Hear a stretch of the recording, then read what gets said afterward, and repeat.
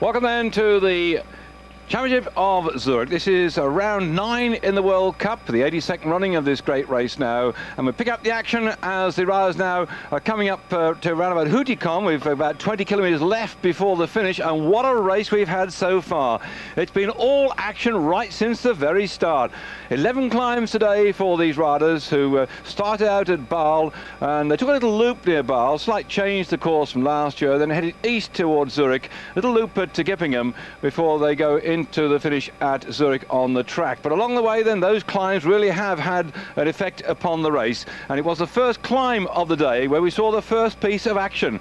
There at the Chalchela climb, after some 29 kilometres of action, 8 men went away, and it was really an attempt, I think, first of all, just to go over the top and see what they could do. But amazingly enough, they caught a fellow called Andrei Tchmil, who had actually gone from the gun. He was riding for Condor Blackie, one of the Swiss teams. So as far as he's concerned, as we're now coming to Hutikon, the thing to do is to get his name on the list of riders, but who are going to be offensive. And he actually shot off very quickly, but got absorbed on that climb. Let's say some 29 kilometres from the start, and many of these riders you're looking at now were in that little group as they went away from the rest of the field. The maximum lead they had was 7.5 minutes, and that group of riders then, Stephen Hodge, Patrick Jonker, Laurent Jalabert, Raffaele Fina, Maarten Den Bakker, Michele Coppolillo and Marco Santamarita. Those riders, we're now looking at this little group here at the moment. They have in fact shed 2 of them that were away with them early on. That was Hodge and Patrick Jonker. So they're further down the back now. And Hodge and Patrick Jonker, both of them from Australia. Though Jonker was born in Holland and went out to live in Australia, went back to Holland, back to Australia, and backwards and forwards. They've been shelled out the back now of this little group, which has settled down. If they stay away, bear in mind they went away at 29 kilometres, the total race today is covering 235 kilometres. That's 147 miles in this round 9 of the World Cup. But they're the big bunch now consent that perhaps they're going to pull them back. The group now 1 minute 33. They put MUSEEUW's name up there because he is the leader on the World Cup at the moment. So just 1 minute 33 seconds separating. The maximum lead 7.5 minutes at one time. It came down to just some 4 minutes with some 40 kilometres to go. So you can tell now, as we're getting just through Hutikon with 20 kilometres to go, they've managed to pull back another great lump sum, like about 2.5 minutes in just the last 20 kilometres. So this, again, as I say, can be a real cliffhanger, because can this bunch catch those riders that have been away? Having gone off for 29 kilometres or so, that means they'll have done well over 200 kilometres in the lead. And this is the bunch now begin to chase them down. Looking down there, we can see the Motorola, 1, 2, 3, 4, 5 from the front. Also Hodge in the yellow there, looking through this little group. Motorola have been doing most of the chasing. And there's just one rider, that's Machia, just second in line now, and the yellow jerseys coming up on the left, really looking after Jalabert, because they'd love to get this in back together and perhaps have a sprint at the finish. But there's some really tough climbs. This one coming up now, the Aho Hutika. This little climb is, there are 18%. Just 700 metres. That's been pretty typical all the way through. Most of the climbs have been short, sharp ones. We did have a rather stinking one over the Regensburg when most of the damage was done. That was when the group began to close the gap down on the Regensburg. And over the top of the Regensburg, in fact, the little breakaway group split.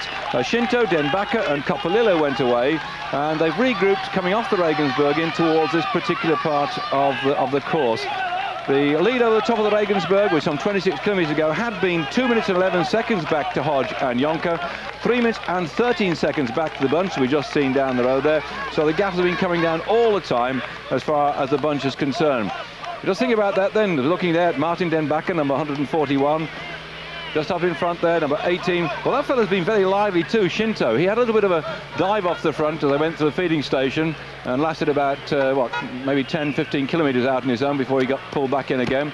And then the Navigar Blue Storm rider at the moment just on the front, Michele Coppolillo, showing the signs, the effects then of their long break out there, because they've got some 20 kilometres to go. That's been, 200? Yes, about 180 kilometres now.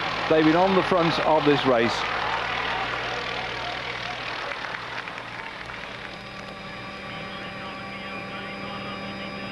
Coppolillo, Shinto, Den Bakker, and they're beginning to get away now, these three.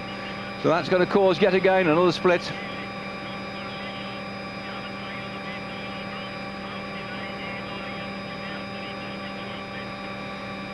Amazing, actually, Shinto has been allowed so much freedom to roll off the front and go with this little group here, because Chandri, who rides for the MG team, is in the race today. And of course, when he won the Leeds Classic, he moved up from 31st on the World Cup into 7th spot. And then he was 7th at San Sebastian just a week ago. Well, in fact, a week and a bit, because it was on the Saturday, and is now 4th overall. But they've allowed this chap who's in the centre of these two riders here to have a bit of a fling at the front. I don't know whether the idea is just to take the sting out of the rest of the field to chase down Shinto, but certainly he's been very aggressive on the front. I thought perhaps he would have been better off helping Shandy back in the main field at the moment. So Max Shandy, 4th overall in the World Cup. The British Italian one here. We're now back with the main group there. In the centre, Jalabert. Della Santa on the left-hand side have really got a tongue-lashing artist performance at San Sebastian, when his team leader just behind him now, MUSEEUW, was not happy with the way he rode away and took Armstrong. Well, in fact, Armstrong jumped across to him and then got that victory at San Sebastian. He wasn't happy with that one at all, but now he's doing the right thing here. So Della Santa looks back now, sees Jalabert on his wheel. In the white jersey, World Cup leader MUSEEUW. He's got, what, 149 points at the moment. Jalabert, who's with him at 109 points, sorry, 106 points. So Jalabert's got to beat MUSEEUW in the sprint to get a few points back. But I think generally accepted now that it's going to be very difficult for Jalabert to take that trophy off MUSEEUW at this stage of the game. You can see how close those two are behind. Now 3 men have gone away. So we've got 2 little battles here. One to see who can win the Championship of Zurich, and the other one is how can Jalabert close the gap on MUSEEUW in the World Cup overall. The man who's lying 3rd on the World Cup classification, Giannetti, has 100 points after his back-to-back victories, when he surprised everybody with his scintillating performances by taking the Liège-Bastogne-Liège and also the Amstel Gold. But he's in the main field at the moment, having had that serious crash which really knocked his season on the head. That may be an opportunity then for these 3 to stay away, but I'll say they've been out an awful long time now.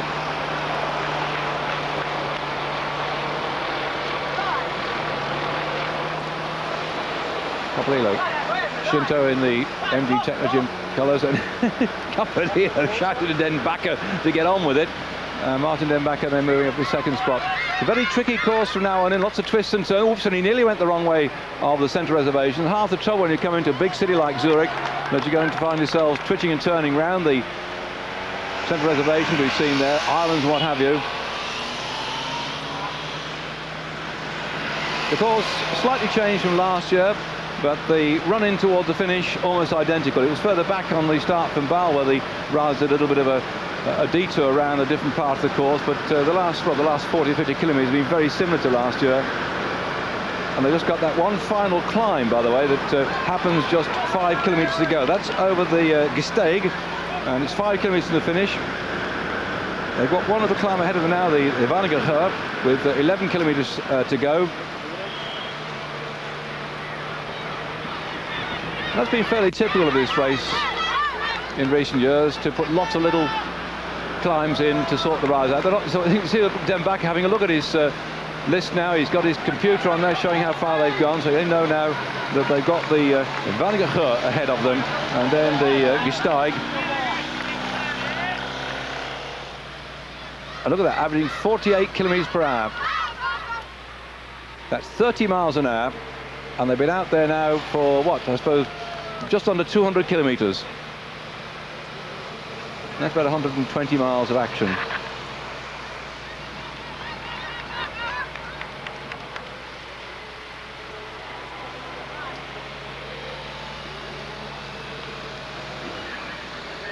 Well, they all seem to be showing the work equally well.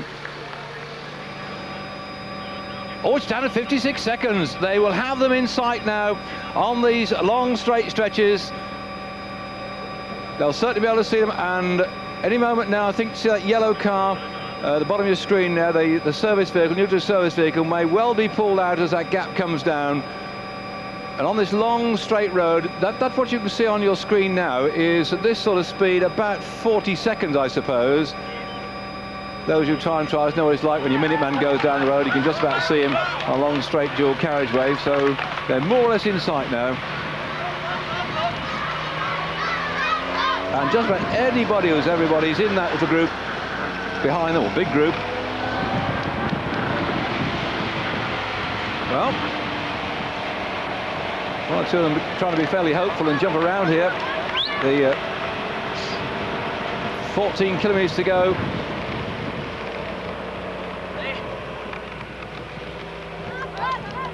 I wouldn't have thought the on-sea rider was going to do much about this, because certainly they've got to try and look after Jalabert. But he's only just been sent out to mark the Polti rider on the front.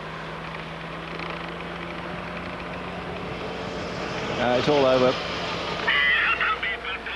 And here come the team car. They're obviously now giving instructions out to their team riders how the gap is coming down. So we could even have a bunch sprint finish, but I somehow think that those final climbs of the Vennegoor and the Gesteg are likely to split that chasing group behind. It could be to benefit of these riders up in front. There wasn't any cohesive attempt to pull them back. There was no one particular team on the front. It'll play right in the hands. Coppolillo on the front, then Den Bakker, then Shinto. Coppolillo pulls over in the Navigar Blue Storm colours, the greenish colour, sitting rather low in the saddle, quite a bent knee position, and punching around the bike. They're very forceful riders, these three here.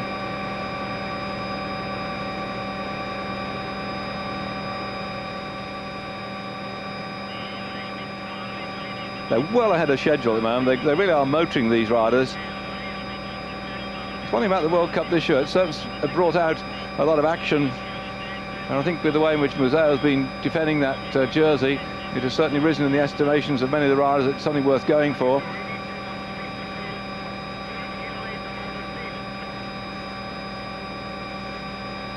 And one man who has had his team out there, 50 seconds to go. One man has had his team working hard for him, Lance Armstrong, after his success at San Sebastian, would dearly, I think, like to get up there with a chance of sprinting it out on the track, because it was on the Championship of Zurich way back in 1992 when Lance Armstrong finished second behind Yekimov.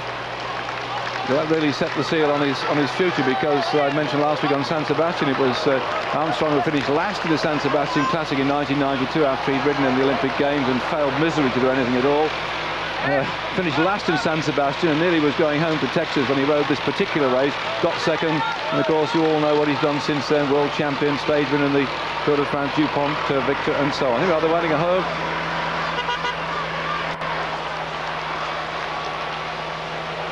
Zigzagging up through the pine trees. What beautiful green grass, what a tremendous contrast out in Switzerland compared with Great Britain, where it's all parched and brown, and the water authorities are having to put hosepipe bans on so you can't wash your car or clean your garden, or shower your garden.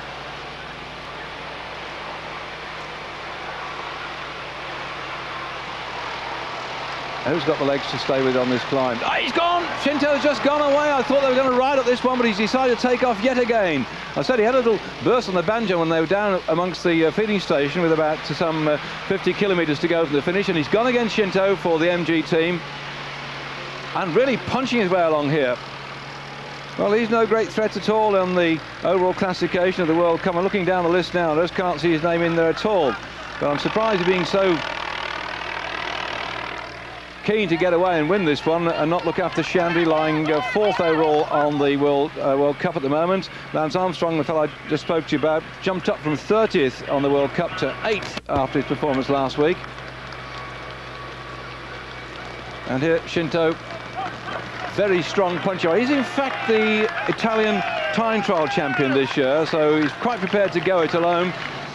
And they're splitting up behind Fondriest, then behind De La Santa.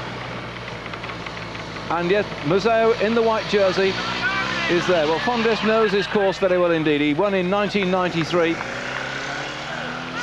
Ex-World Cup victor Fondriest took the World Cup in 1991 and again in 1993, so he's been twice World Cup victor.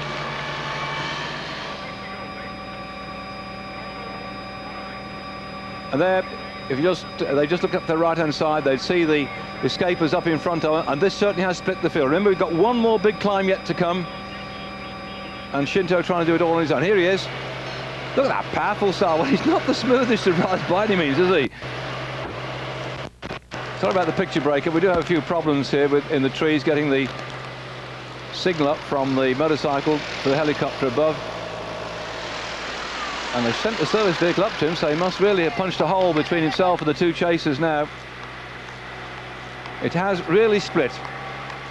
32 seconds back to MUSEEUW's group, so the fellows that have already been trying to get away at the front, Hodge, Jonker, Fina, Sangodita and Laurent Jalabert have all been absorbed, and just behind him now, hang on for Grimdes, Coppolillo and Den Bakker as the bunch close on them.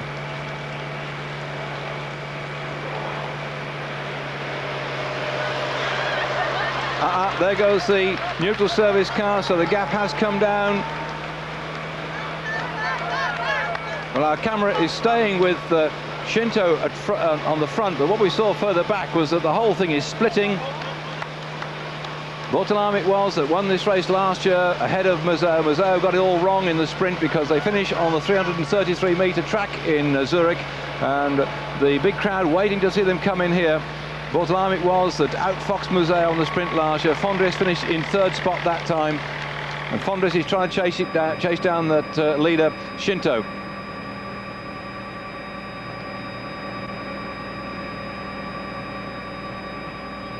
There, right down the road, the lonely figure of Shinto.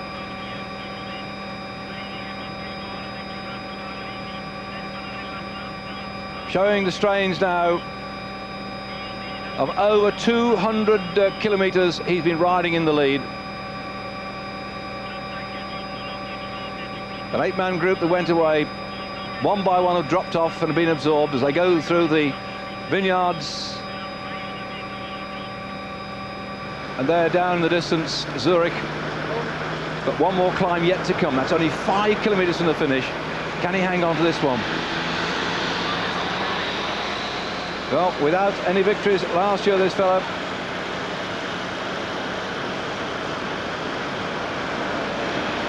He's certainly trying to get this one today.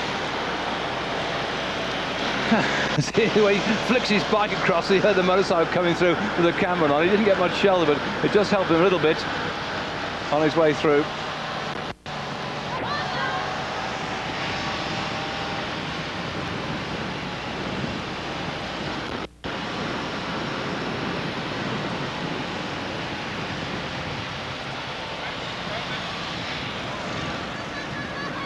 You'll be thankful too that we've got these downhill stretches now, because not only will we give him a bit of a rest after his long, hard turmoil in front, but it will also take him out of sight of the group for a short period. But the gap's come down to 24 seconds. Well, I wouldn't nip down the bookings and put any money on Shinto winning this one. If, oh, of course, it's Sunday, you can't do that. Oh, you may be watching it in your local pub, of course, because the pubs are open in Great Britain, aren't they? Pretty well all day, what, from 10:30 or 11 o'clock in the morning, or 12 o'clock, that's right, on Sunday, and right the way through into the evening. So at long last we're getting into line with Europe. And so if anybody's out there in an establishment slaking their thirst now, spare a thought for these cyclists. I know it's been hot all over Europe. We've been having these extremely high temperatures, which have been very debilitating as far as many of the riders are concerned. So they've been racing even since we had the race last Saturday. They've still been in action, all these riders. Many of them, I think, beginning to look forward to the winter coming up. But I mentioned earlier Armstrong. What's going to happen to him, by the way? After this race, he's saying bye-bye, adieu to the European scene. And he's going back over to Austin in Texas, where he lives. And then he's going up into the Rocky Mountains, 2,400 feet above sea level. And he's going to be there for about 3 weeks while he trains for the World Championships at Colombia, in Colombia. And then he will look to try and get another world rainbow jersey to go with the one he won in Oslo. So we're not going to see much of Armstrong until we come back on air with the World Championship. Another bit of news, by the way, it has been confirmed that Indurain is not, repeat, not going to ride the Tour of Spain, the Volta, which we're covering on Eurosport. Starts, what, on the 2nd of September, if memory serves me correct. It's not going to be his race this year. He's going to get himself ready, he says, for the World Championship, and with the Worlds being so close to the end of the Volta, the Tour of Spain actually finishes on the Sunday. The track championships start on the Tuesday, and just a couple of weeks then after the end of the Tour of Spain is the World Championship in Colombia. And he says there's not enough time to get accustomed to altitude, so in fact he's he decided not to ride the Tour of Spain, and that is official according to the, well, as far as it is in the newspapers anyway. Shinto gritting his teeth here. He wouldn't dare look back, I suppose, to see that lot coming up behind him.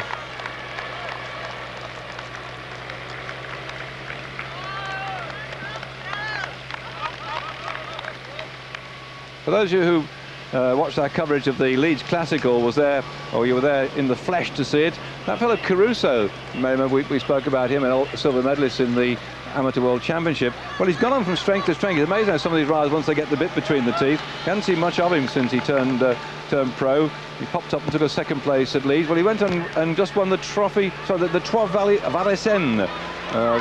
And he won that one ahead of Lecchi and Calage. So that was a success for him, following on his great ride at Leeds. And of course the other little man that did a great ride too the other week at San Sebastian, the little Piepoli, he went on and won a race himself the next day. So just shows at the back end of the year, a lot of riders that we haven't seen all season are beginning to go well now and determined to get themselves a decent contract for next year. There's so much going on in the market, people trying to change different teams left, right and centre. And still no news, by the way, about Luc Leblanc. I was talking to Marc Madouas, who's co-commentating on our French side, and he'd been trying to sign Luc Leblanc as one of the riders in his new team, the Français des Jeux, which is like the lottery in France. As hello, we've got 4 men here chasing down, so it has split. Shinto still hanging on for grim death. Anyway, we still can't find what's going to happen to Leblanc this year. He certainly hasn't yet signed for Marc Madouas' team, and in fact Marc Madouas is shaking his head, and I think possibly it's not going to happen at all. But Stanger, the Polti team's been trying to get Leblanc, and it's said that probably by Monday or Tuesday this coming week we ought to know the outcome. Well, he's hanging on here, looking back down at Shinto. That gap at one time I thought he'd come down, so he's going to be caught, but here he goes.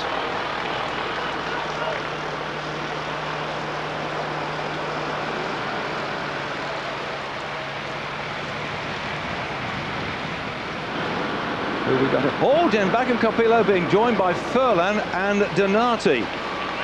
So that was the group that we had a good look down at, and Furlan and Donati come across. That'll add some firepower to try and pull this one back.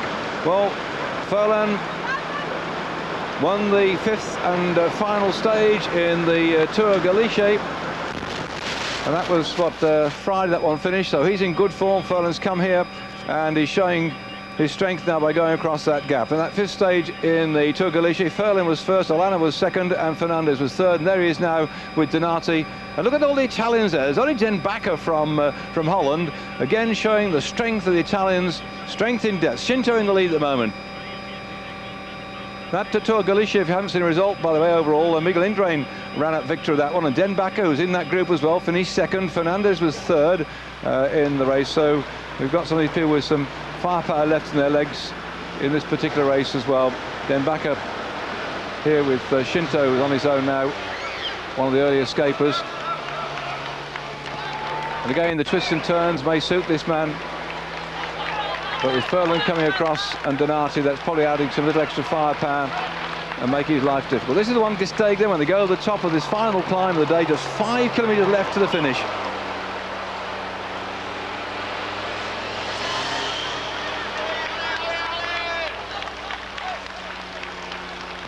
And it's beginning to hurt. He really is suffering now, Shinto. His desperate attempt to win this race. Big, tall, lanky fellow, a lot of power in his legs. He's had a very, very punchy style. We're seeing back down there. But here comes these 4 riders now up to him. And the MUSEEUW group had 42 seconds, so they've gone across that gap. MUSEEUW group haven't pulled back much on Shinto. I thought so when our cameraman went up in the sky with the helicopter, and we looked back down, that he didn't seem that the gap had come down all that much between Shinto here and the main group. What's happened, that Donati and Furlan have got across to Den Bakker and Coppolillo.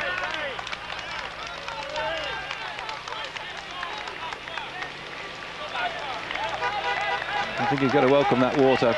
Just 5 kilometres to go.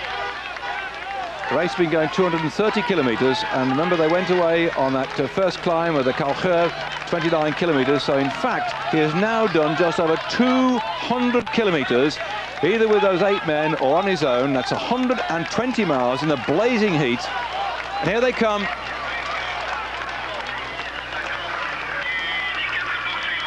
Donati and Furlan coming across that gap.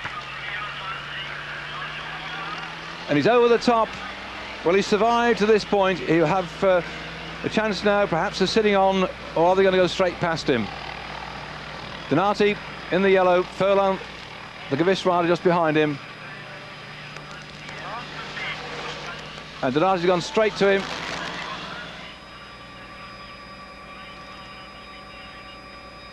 Oh, they're all coming up, that little group. So Coppolillo will be back. Den Bakker will be with them as well.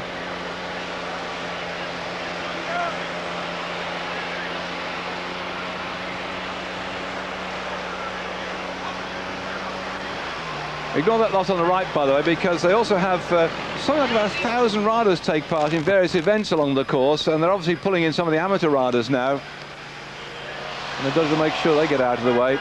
Oh, concerned because the MUSEEUW group is beginning to close the gap now, and here they come, and it's Bugno that's coming across. Well, once the Shinto had been caught, Bugno knew he could go because he rides for MG2, and Bugno's looking for some success at the end of the season. He wants a classic victory, and Bugno now, knowing that Shinto had been reeled in, has come across that gap, and he's got MUSEEUW with him as well. Here at the back is Furlan, then Donati, then Shinto, Coppolillo, Den Bakker, but look at the way that MUSEEUW and Bugno have gone across that gap. They jumped from 43 seconds, and the two of them have jumped straight across. Now, what's Bugno's tactic going to be this time? Can he get this one to work? I mean, last week at San Sebastian, he was by far and away one of the strongest riders when he got towards the end, but they just let Armstrong go slip, and there we are. Bugno and MUSEEUW have got across. And look again at the Italians. Dominating that one, just MUSEEUW from Belgium, Den Bakker from Holland. MUSEEUW in the white jersey as the reigning World Cup leader. And Jalabert hasn't made it, so it could be goodbye for any chance then of Jalabert now if he doesn't get across this gap of closing that one down, because after the Championship of Zurich we have the break when we cover the Tour of Spain. Unusual season we're having this year, because then we come back to the Paris Tour and the Tour of Lombardy, the back end of the year, so it won't give Jalabert much chance, I don't think, unless you can get up to this group here. And MUSEEUW on the front now, looking for victory. Second last year when he got outfoxed in a sprint. He won the race in 1991, did MUSEEUW. Very strong rider indeed. He opened his season up in fine form, MUSEEUW, by winning the Tour of Flanders. And he and Bugno know each other well at the times they ride together. But if we look back at the Tour of Flanders in 1994, it's then that Bugno picked MUSEEUW to the line in the World Cup in the Tour of Flanders in 1994. MUSEEUW won the Tour of Flanders in 93. And that is a race which takes part right early in the season, in April. And right now we're getting towards the middle of August. And it just shows you the stamina of these riders. When I hear of other sportsmen who start the season and they start to get a bit stale, Jalabert now only 14 seconds back. It just shows you how strong these riders are. Admittedly, Jalabert took 5 weeks off in the run-up to the Tour de France to recuperate from the early season when he started by winning the Paris-Nice. But these riders have to go right on until the middle of October. What a long season it is. And they'll have no more than about 3 or 4 weeks to get their breath back, and they'll be training again in November, ready for next season. Den Bakker here, looking good. What a great ride he's just performed in the Tour of Galice when he finished in second spot on the first stage in that race. Jalabert now trying to close the gap down on the second stage of Tour Galicia, by the way. Max van Heijswijk of the Motorola team won that stage, with Jalabert in second spot. Miguel Indurain, who'd won the prologue, maintained his overall lead with Den Bakker to second spot. So Den Bakker here has come in this race, the Tour Galicia, showing some extremely good form. But somehow I don't think, if it comes down to a sprint, that he's going to have quite the edge on people like MUSEEUW and Bugno, with just 1.8 kilometres to go.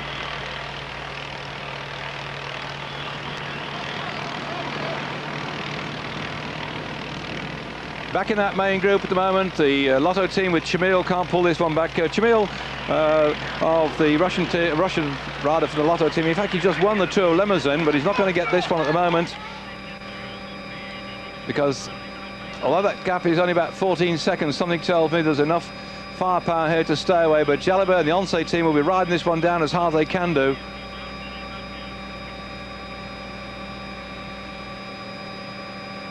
And all that distance we've got left, remember, we've just got to go into the track and round the track, 333 metres of the track lies ahead of these riders. It's a tricky run in. Oh, he's gone the wrong way. He's gone straight on. Oh, we've had this before. Every time in the Championship of Zurich, Andrea Furlan did the wrong thing. He went the wrong way. So many times coming in here. I don't quite know what goes wrong. We see it. Oh, look at the groups coming behind as well. Well, that's the telephoto lens has made it a bit shorter than it actually is. And it's not as bad, and it looks like Chandri trying to come across the gap as well. As Maarten Den Bakker gets on the front, MUSEEUW looks over his shoulder. See, he's got Bugno in tow. Bugno desperate to get a classic victory this year. MUSEEUW also desperately keen to stay away with Jalabert so he can get more points in the competition for the World Cup. And remember, last year, Bortolami, it was that outfoxed MUSEEUW on this very track. Can MUSEEUW do? He's in the lead. He's looking back now over his shoulder. See, he's got Bugno with him. Furlan has got his way back into third spot. Coppolillo back into fourth behind him. And they've opened a bit of a gap now. It's down to these three on the front. MUSEEUW in the white. Then Bugno going up and going the long way around. Bugno's got to go the longest way around this track. As he's out the saddle now. These two are locked shoulder to shoulder down in the finishing straight on the bottom of the track. MUSEEUW gets out the saddle and he's got it on the line just ahead of Bugno. Furlan into third spot. Coppolillo was into fourth. There comes the main field. Oh, what's left of it anyway.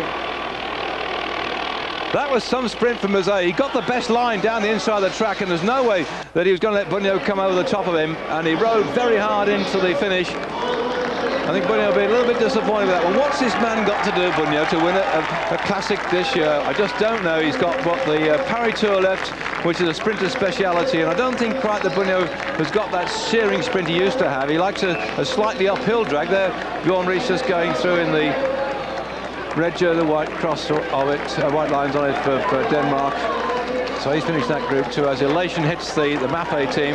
And let's look at that one again in slow motion.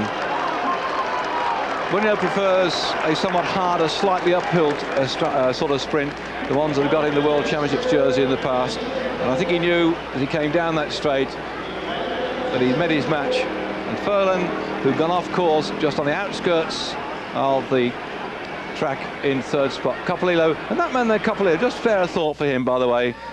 As I said to you earlier on, he went out after some 29 kilometres being covered, so he's done over 200 kilometres out there on his own. Confirmation then of the results. Let's look down there. In fact, Armstrong 10th. So Jalabert hasn't collected anything like a decent lot of points at all, nor has Chandri. So the World Cup certainly will stay with Johan MUSEEUW. Had 149 we started today. He'll still be in the lead. Jalabert, Gianetti, Chandri, Tchmil didn't seem to score any points then, so he really has opened up an enormous gap. And I think what we're looking at here, apart from the victory, yes, in fact, there we are. Thank you for that, Mr. Caption Operator. Now, look at that gap now, 199 to 111, so we can say that there's every reason that MUSEEUW might be able to ride into the rest of the season and just keep his powder dry to take the World Cup for 1995. Maurizio Fondriest, previous couple of times World Cup victor, back in sixth spot.